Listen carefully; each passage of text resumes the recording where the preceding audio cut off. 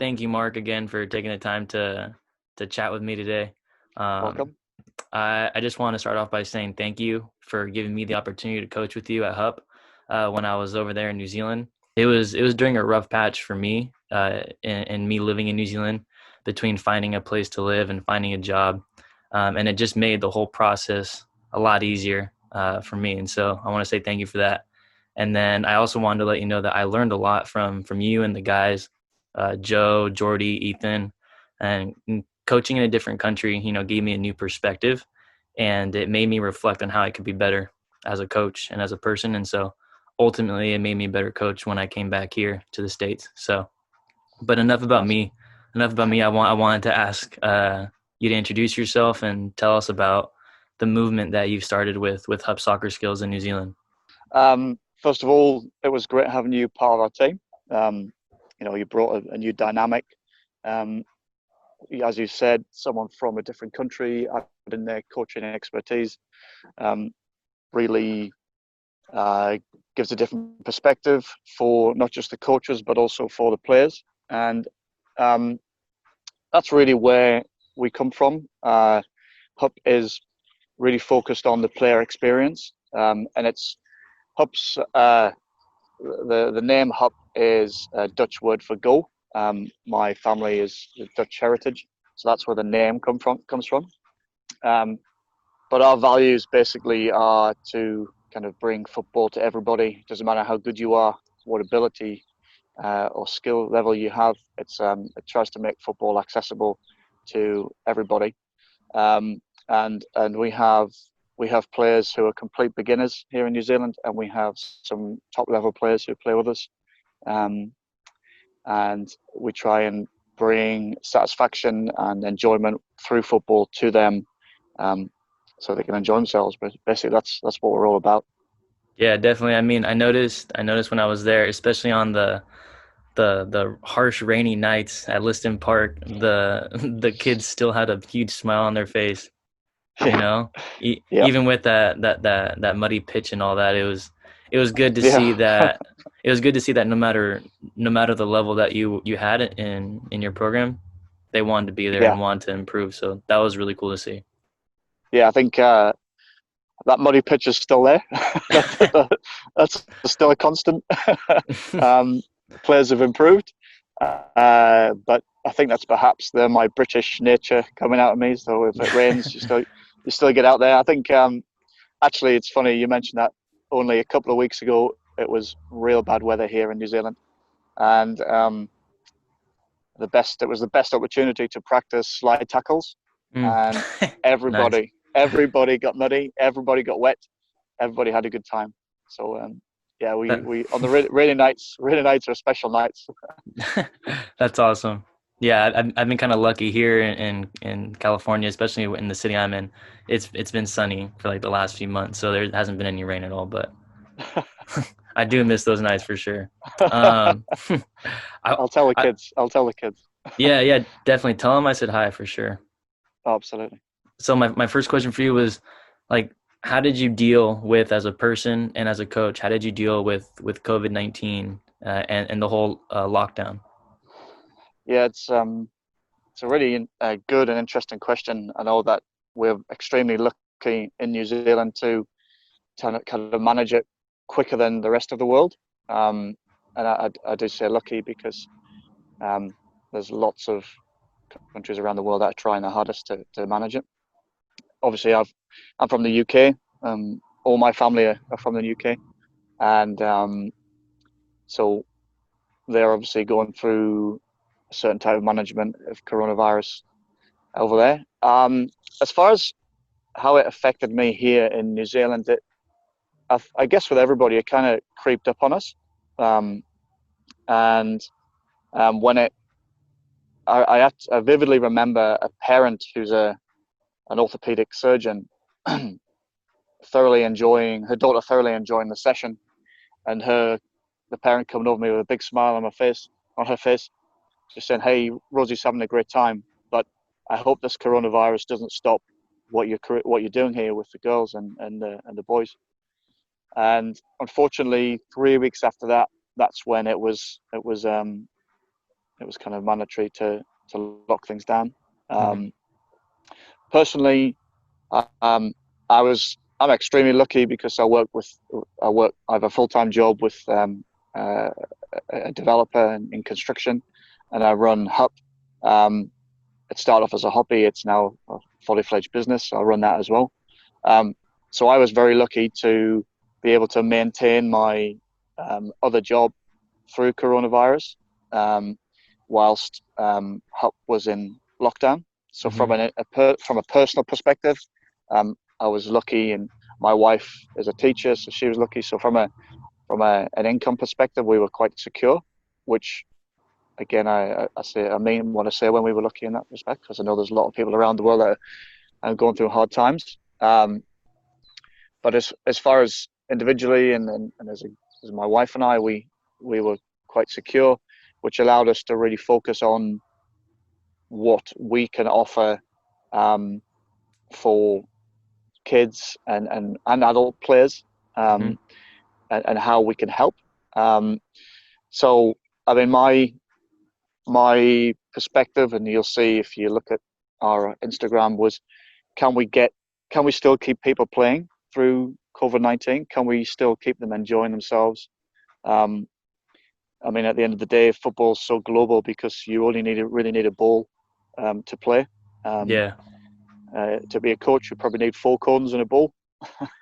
um, but that's a key thing is for us was to try and get everybody playing, and what steps that we had to take to do that. Now, I had been doing a series of video um, film for skills and training sessions, and what we tried to do was I got four players, myself, and we went to a local football field, and we were there all day, and this is just before the lockdown. Mm-hmm. And we just filmed the hell out of skills. We did lots of drills, lots of skills, and we knew that if we would get this um, out there, then the players could actually enjoy football whilst they were locked down. So I think we did something crazy like 7 hours of football skills and drills, and Wow. we were so tired. It was a red hot day. We were on the AstroTurf, so the heat was coming from below and from above, and yeah. So yeah, I think we put a hard work in at the front end, and then Jack, who does our editing, did a fantastic job. And we were then in a very beneficial situation where every week throughout um, the lockdown period, we were able to reissue a new training session online, Mm-hmm. um, completely free of charge for anybody and everybody. Um, because, as I said before, people go through hard times, and I was lucky to keep my job. So in that perspective, I wanted to be able to give back to the community, and not just New Zealand, but whoever follows us around the world can grab a ball and try a training session. And I think that was probably the biggest thing that what we're proud of and what we wanted to achieve through the tough times. Yeah, yeah, definitely. I mean, I know I took an eye to what you were posting on Instagram, and even tried some of those drills myself just to keep myself motivated and That's keep my good. touch up to date. But I've seen plenty of coaches, trying different things, and whether they post stuff on Instagram, they post stuff on Facebook, they do YouTube, they do live stuff. There's so many different methods that people have been trying, and I think that like with the group that you have and the platform that you have, it worked efficiently to keep the players motivated, Yeah, which is really cool to see. I think one of the challenges for us, Alex, was uh, the first week, everyone Mm-hmm. was into it. Everyone was like, "Yep, let's do this." Second week, same kind of thing. Third week, we kind of felt that there was a little bit, because we obviously got the feedback from people's stories or from Facebook or from messages. Um, when it got into the third week of lockdown, that's when people started to get a little bit kind of it kind of plateaued out a bit. So Yeah. it was to keep the motivation was probably the challenge, um, and that's why we kind of introduced prizes for the kids.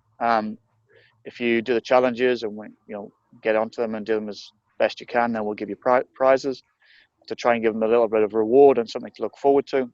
One thing that we did with some of our clubs that I work for, we started to set some challenges for them. So what HUP Soccer Skills put out was a series of training sessions, but when the motivation dropped, that's when you added the challenges, and then that's when it was okay. Well, I can do more than what my friend can do, or I've seen him do 10 juggles, so I want to do 11. And so it was a challenge aspect which helped lift the motivation to a second level, which was how it kind of got through the 4 weeks. And it really was only 4 weeks of level 4 lockdown here. Yeah. Which was when it was kind of, we were lucky enough to have those videos to get through. Now, did certain ages react to being locked down compared to other ages, and were they less motivated or more motivated depending on how old they were? Yeah, absolutely. It's a really good question.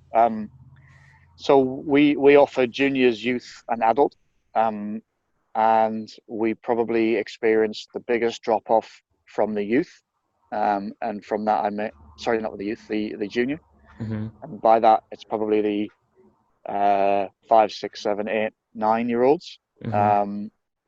And what we found was beneficial, and you talked about the different platforms, is we had to reach out to the parents of those kids, who obviously are going through, at that point in time, they're going through lots of issues. There's lots of issues to get their head around. Is their kid playing football? Probably isn't a high priority for them, but so we had to handle that sort of message quite delicately. So through messages on Facebook and through emails to parents of the younger groups, we tried to encourage the participation and just remind them that those videos and training sessions were available. So they will probably hit the most. I think the plateau came, if you're talking about the youth, so we're talking about 13, 14, 15-year-olds. They were the group that really did plateau. They were really accelerated at the first few weeks, and then maybe the third week, that age group kind of had been there, they'd done it. They were like, okay, well, what's new? And that's when we were happy to introduce the challenges, which helped.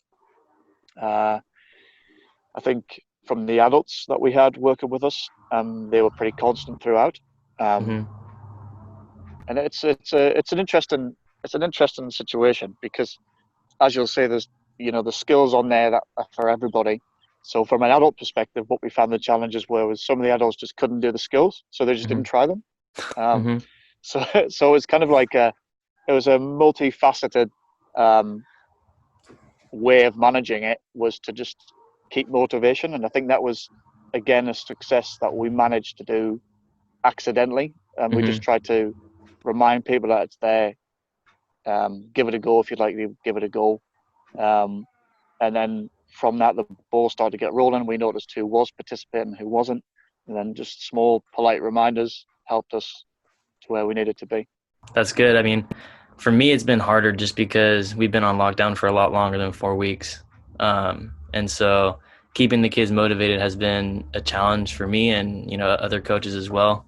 My dad as well, since he coaches too. And slowly, like over the last couple of weeks, I've had 20, 23, 24 girls and boys on the Zoom calls for trainings. And so it's increasing over time, but it's just something that I had to deal with. And I was curious as to what you were doing over there to keep the kids motivated. Well, one thing we did do, Alex, is we were 4 weeks. After the 4 weeks, we were down to level 3, so you still couldn't actually go out and just play. So we probably had 4 weeks was kind of when it was real lockdown. We probably had another 3 weeks after that, which was not allowed to play football. So interestingly, what we found was quite good. After our 4th week, which was all about challenges and skills and drills, and and doing everything physically, we then decided to just, okay, let's bring back the fun. And so we got all of the kids and we had the juniors and we had the youth and we had the adults on our Zoom chats, and we just played games. Like we played silly games like Pictionary and Mm-hmm. Hangman, and just to get the group together, socializing, and not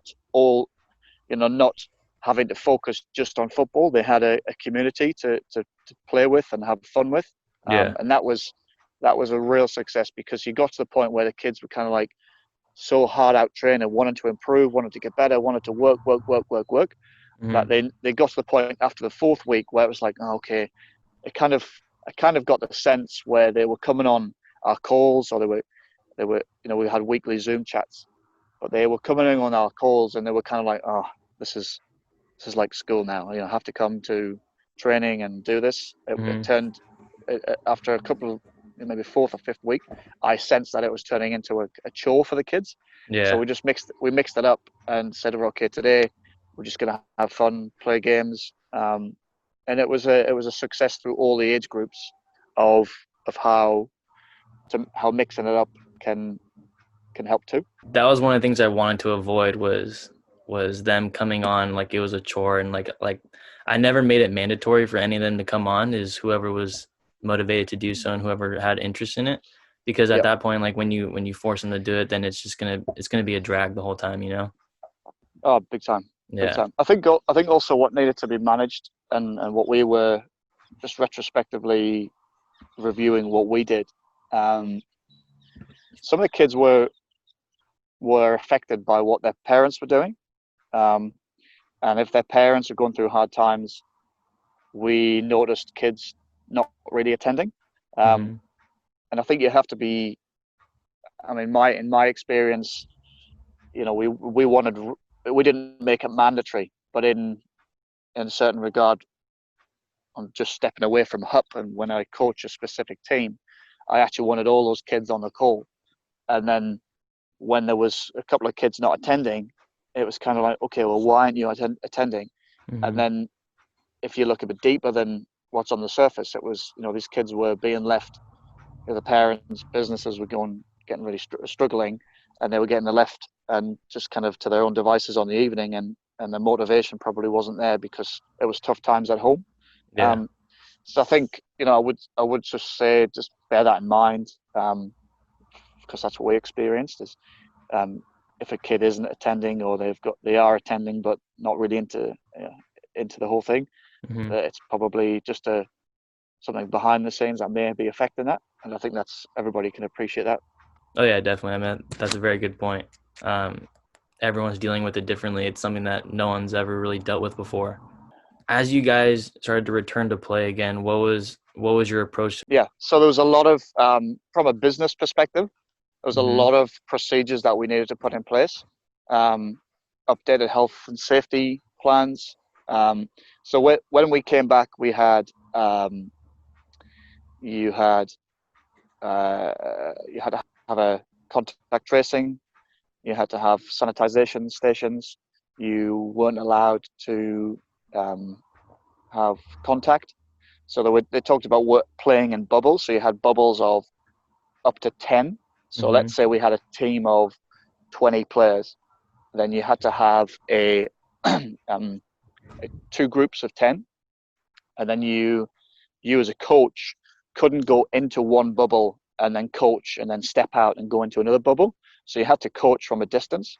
So Mm-hmm. from a setup perspective, it really impacted how you ran your sessions. The kids turned up; they weren't allowed to put their bottles next to the other kid's bottle, um, and it really had to be well thought through and very well structured.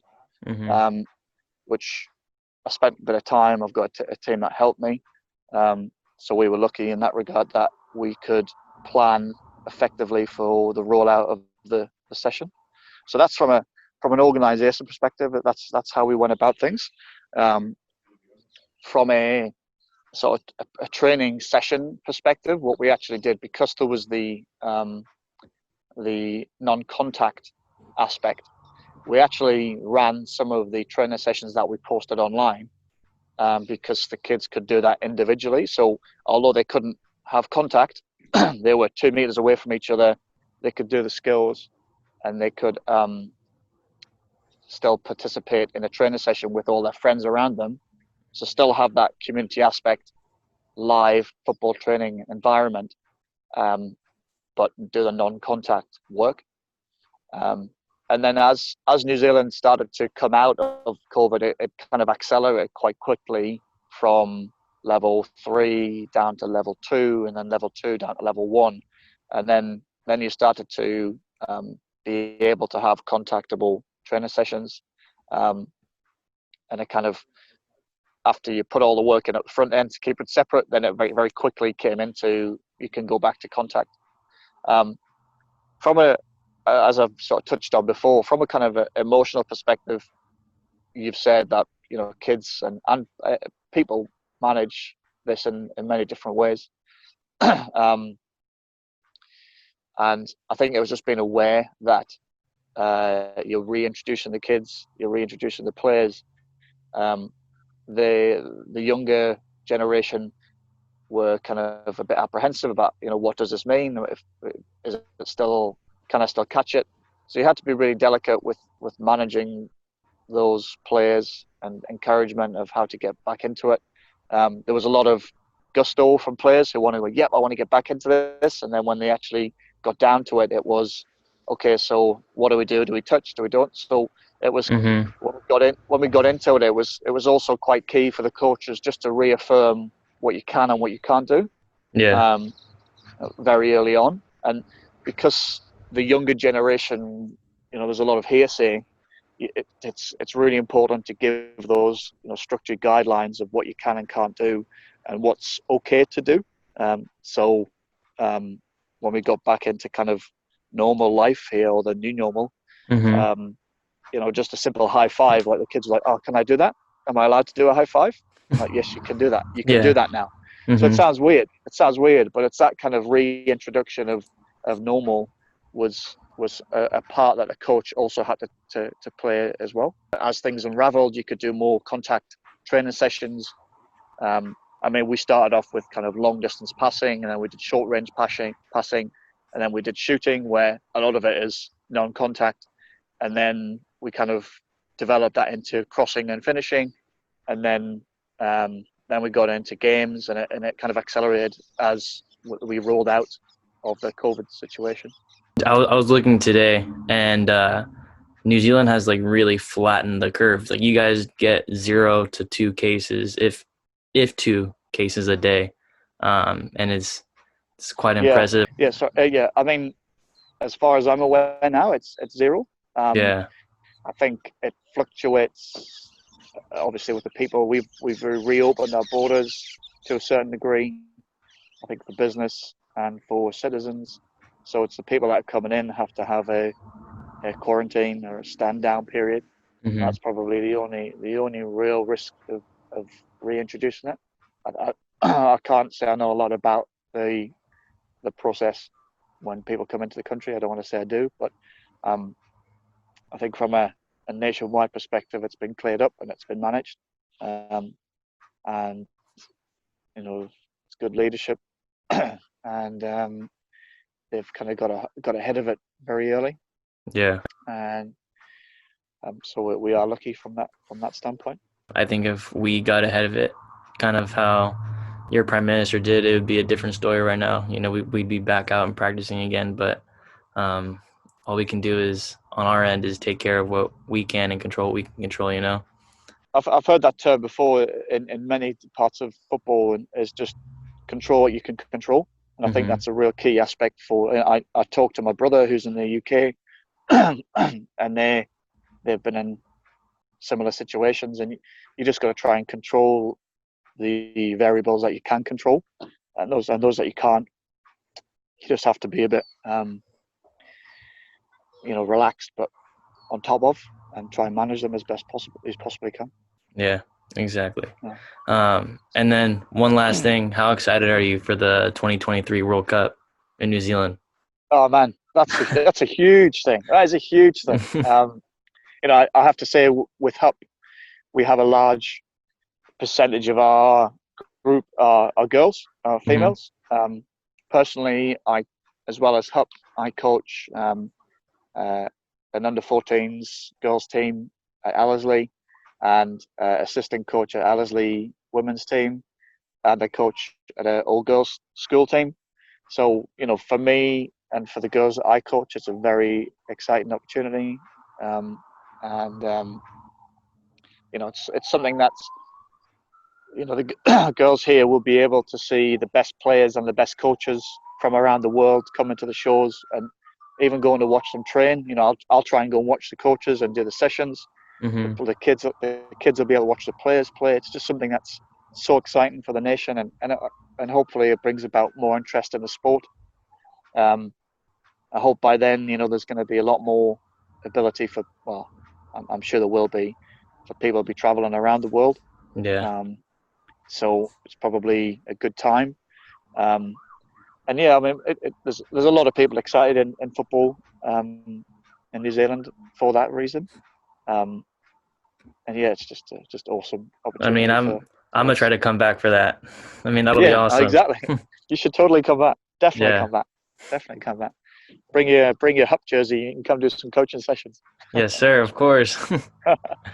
Well, thank you, Mark. I appreciate again you taking time out of your Saturday to come talk with me about soccer and you know the life in New Zealand and how you've adjusted and kept the Yeah. kids motivated. So thank you.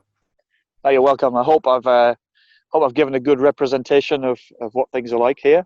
Um, I think everybody in New Zealand football community has done a fantastic job to getting the sport back to where it is. We're playing games every weekend now as training sessions going on, and there's a lot of hard work that has been done by the football community here in New Zealand. So I hope I've given a good representation, and yeah, I think we're happy to be back, and I'm fingers crossed for you guys that it's not going to be too far away.